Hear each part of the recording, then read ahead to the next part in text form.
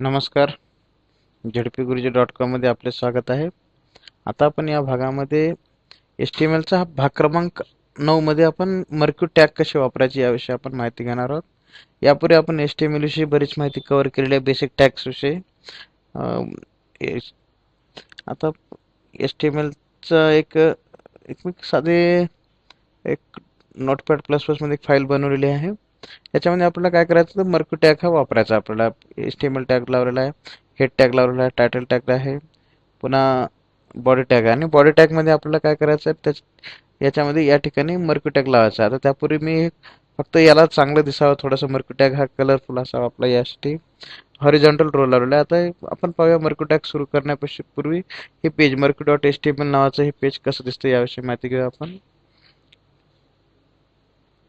हे पहा, हे पेज या प्रकारे दिसत आहे. आता हे वरती लाल, खाली हिरवा असं या प्रकारचा आपण हॉरिझॉन्टल रो लावलेला आहे. आता आपण मर्क्यू टॅग विषयी माहिती घेऊ. मर्क्यू टॅग हा दोन प्रकारे लावता येतो आपल्याला. एक तर HTML मध्ये आणि त्यानंतर जावा मध्ये.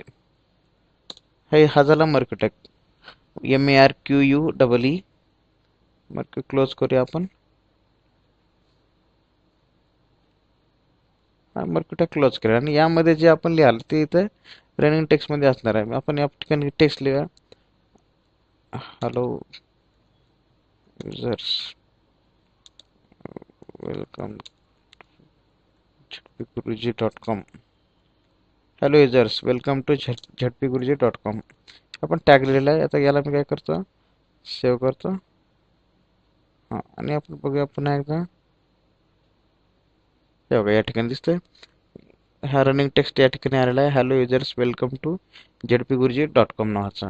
आता आपण काय करूया, याला थोडंसं कलरफुल करण्याचा किंवा फॉन्ट वगैरे चेंज करण्याचा, याच्या ट्रिब्यूट्स विषयी पुढच्या भागामध्ये माहिती घेऊया. यापूर्वी आपण याचे फॉन्ट्स वगैरे कसे चेंज करायचे याविषयी माहिती घेऊ आपण. याच्या मर्क्यू टॅग पूर्वी आपण फॉन्ट विषयी एक टॅग लिहिणार होतो आपण, FONT नावाचं. हां, आणि या फॉन्ट टॅगला काय करूया, मर्क्यू टॅग जिथं क्लोज होते तिथं आपण याला क्लोज करून टाकून देऊ. ओके, हा क्लोज झालेला. आता आपण फॉन्टच्या ट्रिब्यूट मध्ये आपण जाऊन माहिती याविषयी लिहिणार होतो आपण. फॉन्टला आपण कलर देऊया. फॉन्ट कलर देऊ आपण साधारणतः ब्लू देऊया. Colour is equal to blue. आणि साईज देऊया याला, साईज आपल्या मनाची द्या काही. Size is equal to 16. Okay, पाहू आता आपण साईज वाढली का बघूया. आता हॅलो युजर्स, कलर चेंज झाला पाहिजे आणि त्यानंतर फॉन्टची साईज सुद्धा वाढली पाहिजे. हे बघा, हॅलो युजर्स वेलकम टू झडपीगुरुजी.com हे दिसणार आहे या ठिकाणी. आणि आपण थोडंसं अजून फॉन्ट सुद्धा बदलला पाहिजे याविषयी घेऊया. त्याच्या ट्रिब्यूट्स मध्ये फॉन्ट आता या ठिकाणी बघा, लक्षात घ्या. आता इथे ज्यावेळेस फॉन्टच्या मध्ये आपण लिहिणार त्यावेळेस इथे फेस लिहावा लागणार आहे आपल्याला. फेस इज इक्वल टू,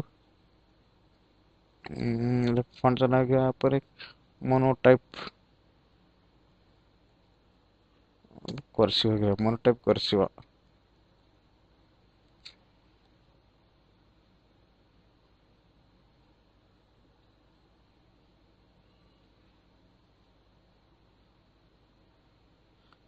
आला, हा मोनोटाईप कर्सिव्ह फॉन्ट आलेला या ठिकाणी.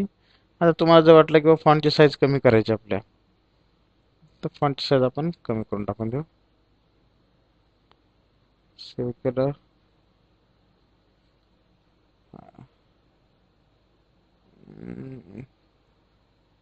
फॉन्ट साईज 10 करूया.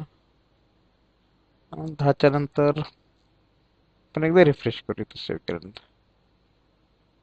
फॉन्ट साईज नाही काही होत नाही.